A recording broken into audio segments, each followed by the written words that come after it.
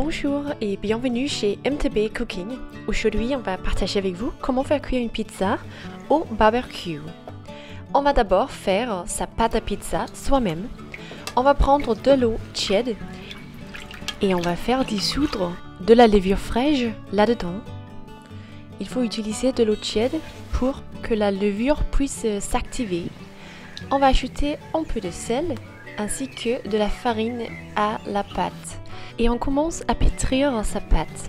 Ça prend environ 10 minutes de vraiment pétrir sa pâte proprement, mais il faut se prendre ce temps.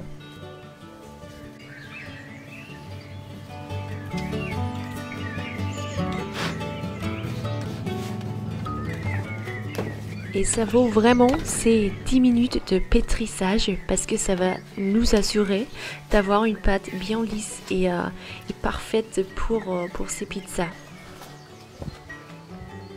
Voilà, on peut frotter la pâte avec d'huile d'olive. Ça va nous assurer d'avoir une pâte qui ne colle pas trop au bol et ça donne aussi de la croustillance à la pâte. Nous avons attendu 24 heures où la pâte a resté au frigo pour se lever. On peut attendre 48 heures si on le souhaite parce que ça va juste rendre la pâte encore meilleure. Ici, on a divisé sa pâte en 4 et il faut vraiment qu'on pétrit pas du tout après avoir fait ces 4 boules. Maintenant, on va juste étaler sa pâte. Notre barbecue est en train de se préparer et on va placer une pierre à pizza au-dessus de la barbecue. Il faut faire ça un peu en avance parce qu'on veut que la pierre soit super chaude avant de commencer de cuire sa pizza. On va commencer à étaler une de ces pâtes à pizza. On en a fait 4, mais on va commencer par une.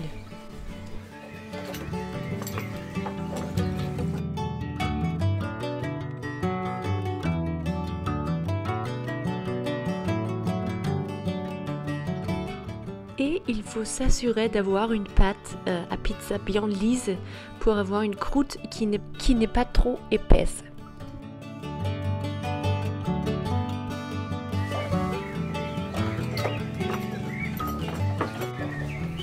On prend sa pelle à pizza et on la farine pour s'assurer que la pâte ne va pas coller trop à la pelle. Ici, il faut travailler vite parce que on ne veut pas que toute la farine soit absorbée par la pâte à pizza et que la pizza colle à la pelle. On va étaler sa sauce à pizza. Ici, c'est que des tomates concassées auxquelles on a ajouté sel, de l'ail, un peu de poivre et un peu de vinaigre balsamique. On va parsemer avec de la mozzarella râpée ainsi que des tranches de chorizo. Elles vont devenir bien croustillantes en cuisson sur le barbecue. C'est juste parfait. Et on va placer sa pizza au barbecue. Il faut utiliser aussi la couvercle du barbecue en cuisinant cette pizza parce que ça va rendre le fromage fondant de au-dessus.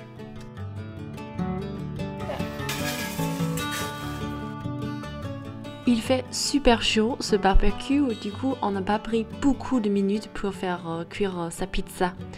Il faut juste garder un œil là-dessus et regarder de temps en temps pour s'assurer quand la pizza est cuite.